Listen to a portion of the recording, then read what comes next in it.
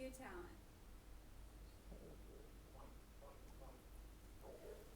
Welcome to Conversations with Barbara.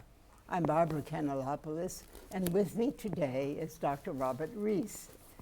And we are talking about his new book about Ben. Welcome to the program, Dr. Reece. Thank you, Barbara. It's good to be back. Yes, and of course, we're going to tell us about Ben, Right. which is the title of your book. Yes. Ben is your protagonist. That's right. Right. Well, Ben Ben Levinson is a medical student when the book starts. He's 23 years old. He's a junior medical student at one of the Boston hospitals, and he gets sick, and that's the beginning of the book. Yes, it's important that it takes place. His beginning of the infection is in the 50s. That's so right. Let's tell viewers something about what was going on in the 50s. Yeah, well, 1952 was when this is set. And in 1952, there was an epidemic in this country, all over the world actually, that was striking down young adults, children, and a large segment of the population was being affected by this. It was a terrifying time. I lived through this, and I realized how worried people were about getting the disease that I'm talking about. And Ben was in the process of taking care of a child in the pediatric hospital where he was being trained. His third-year medical student. That's right. He was a third-year medical student, and he was with a young child named Timmy. Timmy came in with a fever and various other kinds of symptoms of a flu-like kind of illness, and he took care of Timmy until Timmy got extremely ill and had to be put into an iron lung, which was the treatment for the disease that I'm talking about. That's our listeners must get that tip: iron lung and the disease. That's obviously right. Polio. Yeah, exactly. It was poliomyelitis. It was called infantile paralysis in those days, but it was a misnomer, and they finally changed it to the correct title, which was poliomyelitis. A viral disease, very, very infectious, and very, very easily spread from person to person. Now, it's really what is interesting in your book is that you take your reader through the beginning of the infection and what it feels like for Ben to finally when he's diagnosed with polio. And he thinks at one point, he remembers working with Timmy, and he wonders whether he washed his hands. I was quite struck with that because I thought, in hospitals, would a doctor have the doubt about hand washing? Yeah. But I recall, I think it was Atul Gawande who wrote a book about checklists. And was there a time when hospitals didn't have checklists, and maybe a doctor, well, you would know? Oh, this is the hand washing. We knew it, and it was something that we knew that should be done between patients and often, but there was no checklist. It was not one of those things that anybody checked up on, and for a lot of reasons, it just didn't get done. And in the hurry and the hurly-burly of taking care of patients, you often would go from one patient to another without washing your hands. And when you do that, you not only endanger other patients, but you also endanger yourself. And this is what he was worried about. He was wondering whether he had observed appropriate hand-washing technique. And obviously that did happen. That's As you right. said, it's very infectious. That's right.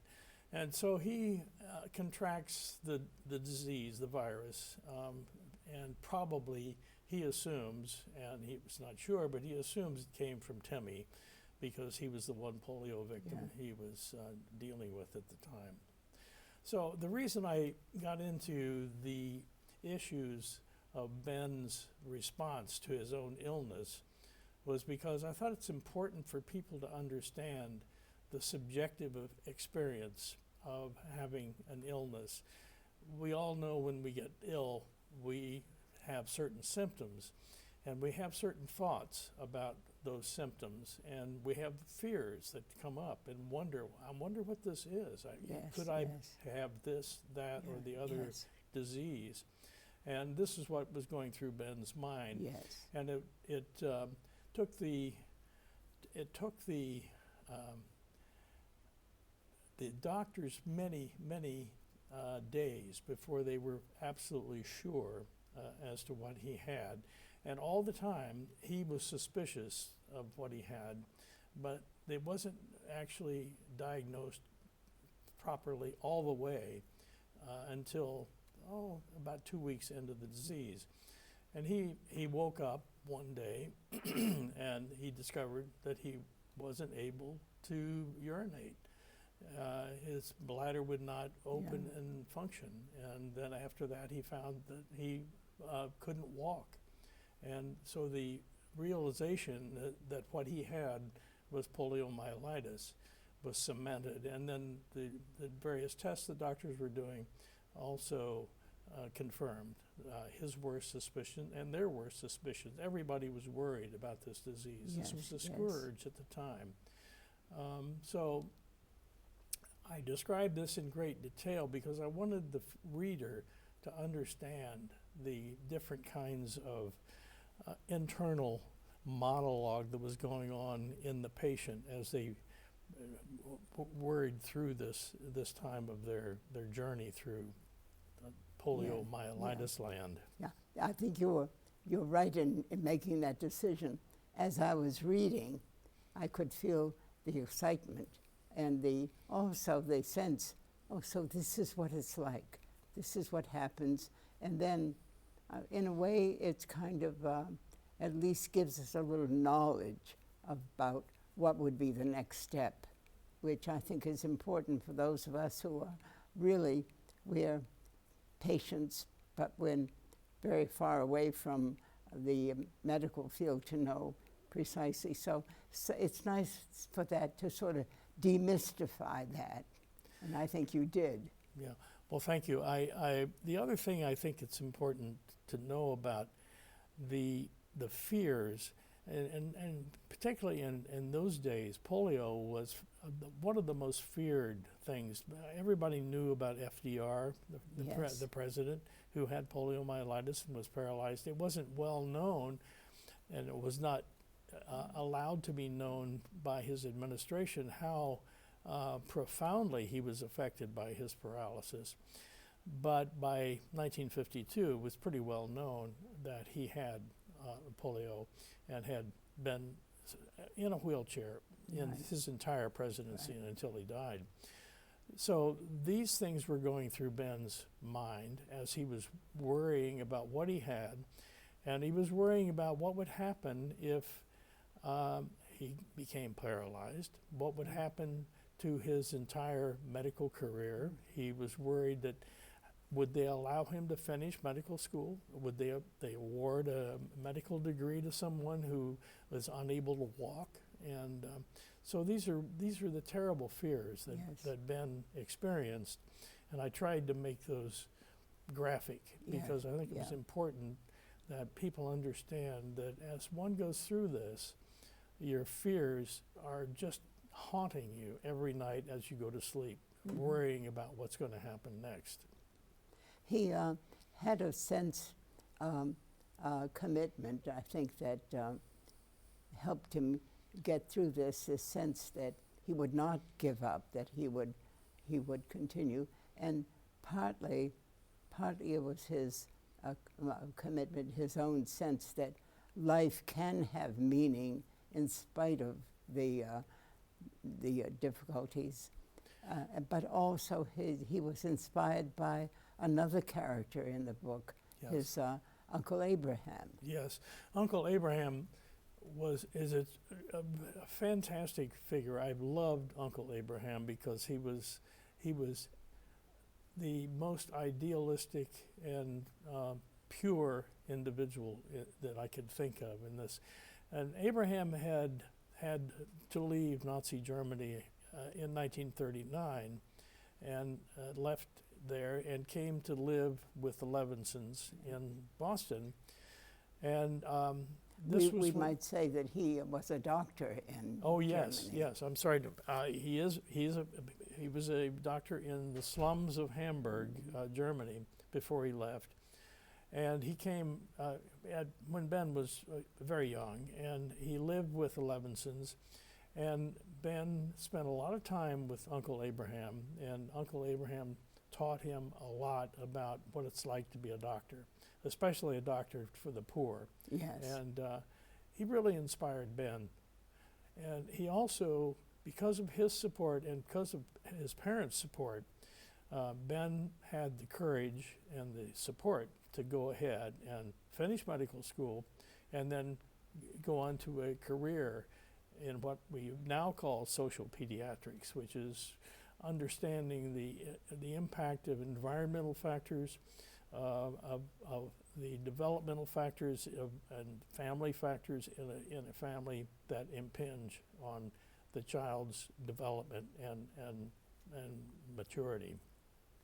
That readers will be very interested in following the sort of mechanical devices that help Ben navigate, and the support that he has from his parents, and that of course helps a great deal, and so he does. But it's really interesting that he's not automatically allowed to continue.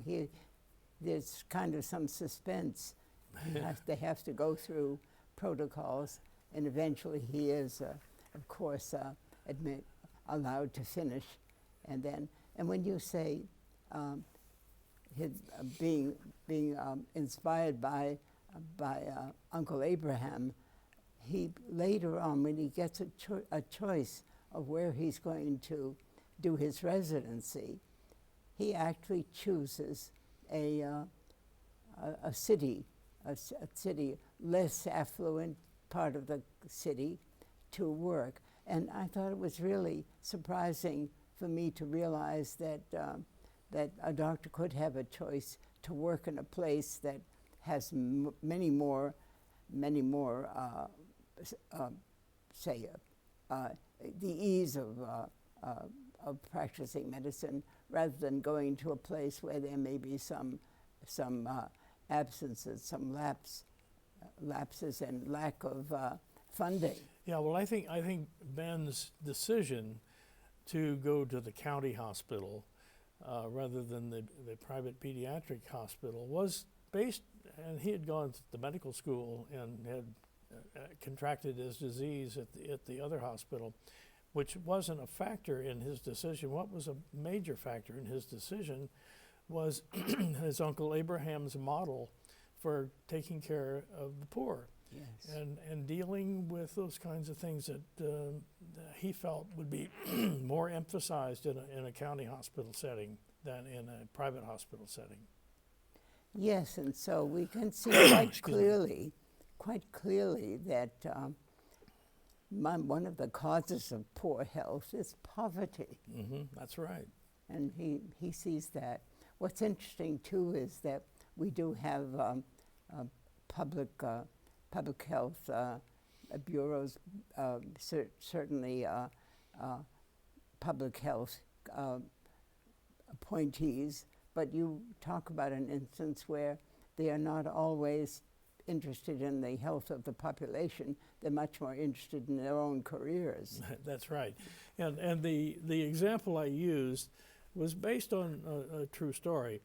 And it was the commissioner of public health in the city would not believe that the city had a problem with pediatric lead poisoning.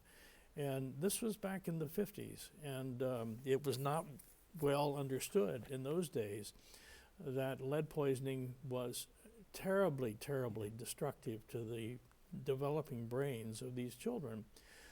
And Ben was confronted with a public health commissioner who didn't believe that the city of Boston had a lead poisoning problem.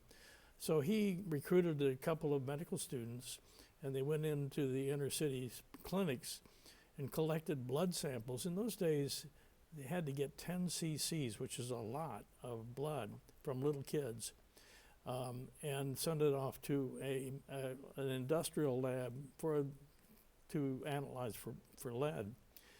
But they did it, and they proved that, yes, indeed, there were a lot of young people who were already at very high levels. I mean, in those days, we were talking 40 to 60 micrograms of blood lead, and that's an amazingly high amount of lead.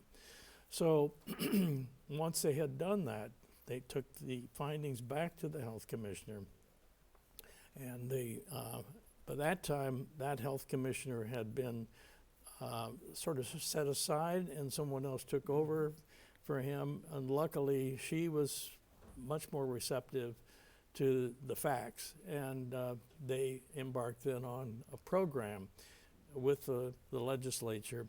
And it took a long time. It didn't happen overnight, and that was another lesson that had been learned. Unfortunately, it took a long time for the wheels of the legislature to work. I think what's so important is that as your readers read all this, they're being educated about what can happen, and it perhaps is still going on. I think certainly the question of lead is still in many older houses, still lead pipes, still leaching lead into the water. That's right. Even here in Falmouth. Here in Falmouth. Yeah. So your book is an eye-opener, which is very important for lots of people. Yeah, thank you.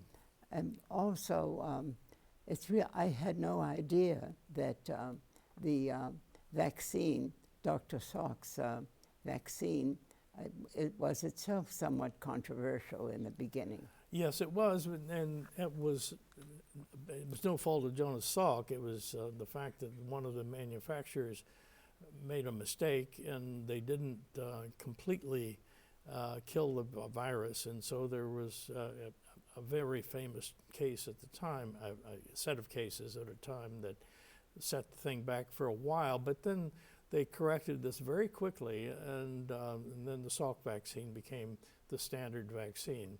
And then the other interesting issue is the sort of the battle between Jonas Salk and Albert Sabin, and I wanted to point that out, that they were fierce rivals, and Sabin was trying to develop an attenuated virus vaccine, that is a live virus that had been treated to attenuate it so that it wasn't as liable to cause disease.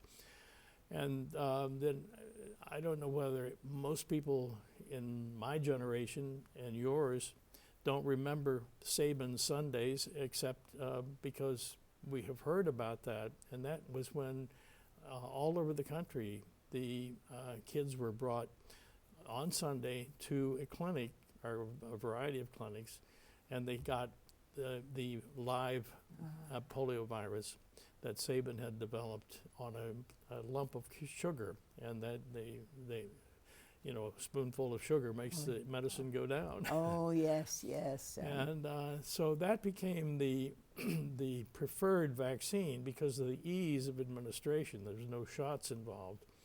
But later it was decided by the American Academy of Pediatrics that the Salk vaccine was the preferred vaccine for a variety of reasons. Yes, yes. And it turned out to be quite successful. Yes, yes. Now, also, you raise concerns about when there is skepticism about vaccines, that does affect public health generally. Yes. Yeah. And well, that's what is so worrisome with the sort of backlash about vaccines that's happening right now in this country. yes, yes. For example, measles is on the rise all over the country, the world, in fact. And that's because measles, first of all, there was a lapse in getting vaccines during the COVID times. And plus the fact that there's all these anti-vaxxers running around spreading misinformation. Yes. And it's really dangerous that kids are not getting these vaccines. And these are not only the polio vaccine, but even things like measles, mumps, Yes, rubella, yes. chickenpox, Yeah. diphtheria. We haven't seen a case of diphtheria in this country for many, many years. I saw a case of this when I was a medical student, but after that, the vaccine has wiped it out. Yeah. Pertussis, it's on the rise. There's And more really? pertussis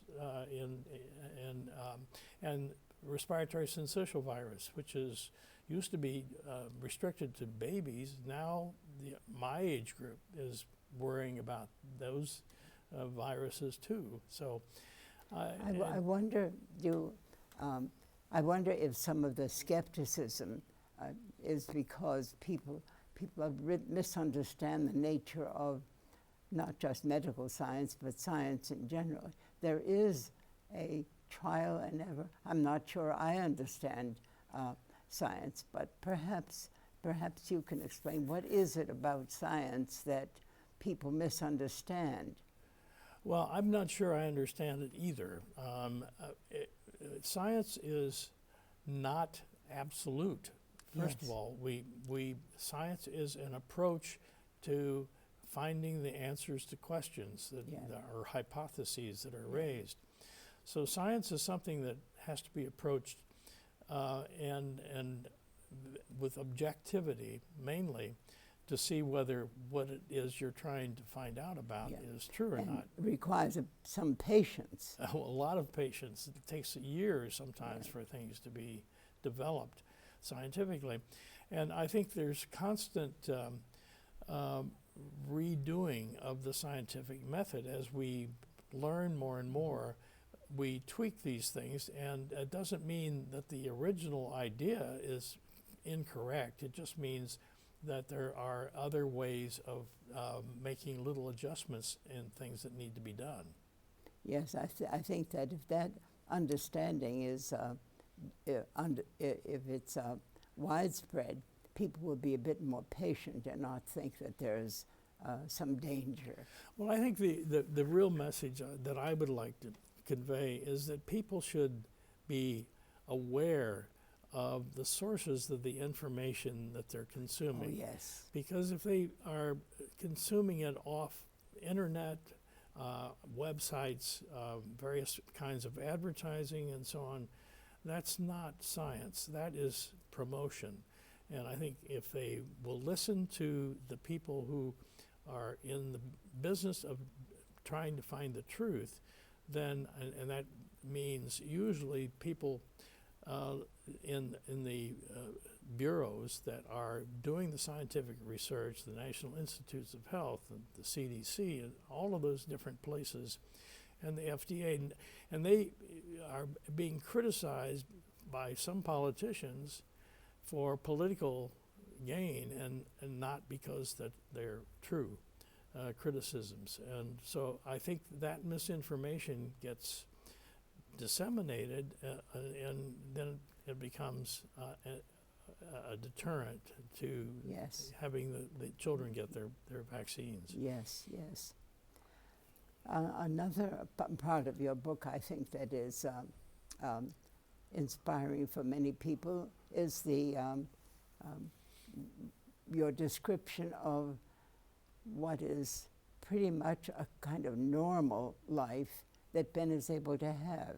Mm-hmm. He falls in love, he marries, they have children, and so it means that all is, with any kind of disability, all is not lost. That's right, and I think it's important to know, but I have to emphasize that Ben had much support, and this was in an era where disabilities were not looked at as the same way that we do now. Yeah. We have come a long way. We've got a long way to go still with disabilities, but in those days they didn't have the kinds of aids to disability problems that we have today. And you know, Bob Dole was this wonderful guy, a senator, who made all of these things apparent and Yes. got legislation for the American for Disabilities Act. Yes, That was in yes. 1990. So it took that long for people to get the idea that we have to take care of people Yes. who can't take care of themselves always. Yes, yes.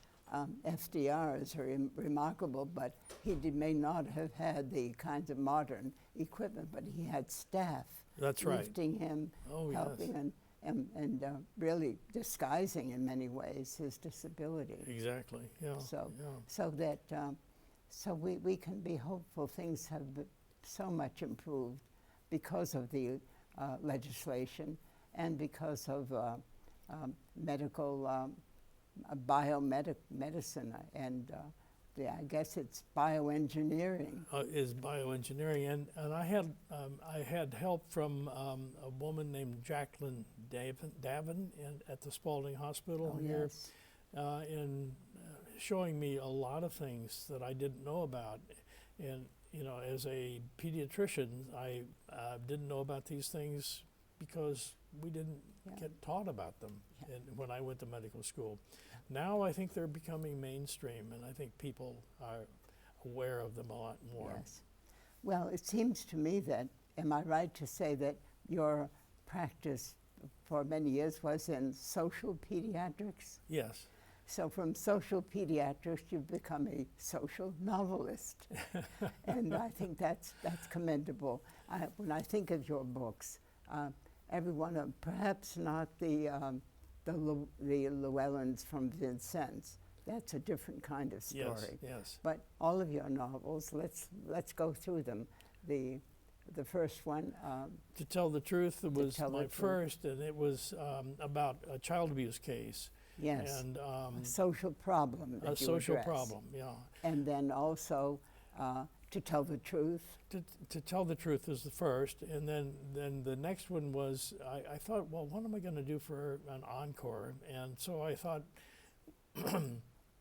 there's a lot of post-traumatic stress Yes. involved in child abuse cases. I didn't want to have another child abuse novel, so I decided to put somebody into the war in the Middle East who comes back with post-traumatic stress disorder. So the Double Blind, Double Cross was the second novel. And then because of the experience he had with the pharmaceutical industry in Double Blind, Double Cross, my third novel was about the pharmaceutical industry Yes. and the mischief. Big pharma. Big pharma and the mischief that has arisen in some cases in the pharmaceutical industry.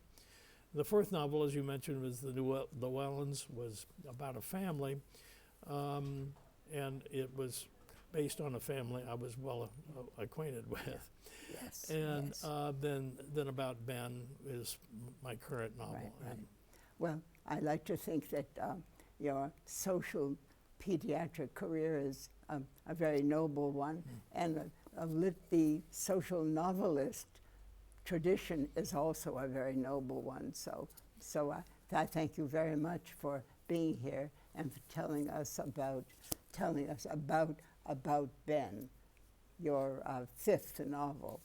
Thank you so much. Thank you, Barbara, very much. Yeah, yes. And the viewers, thank you very much for joining us. I look forward to seeing you again next time on Conversations with Barbara.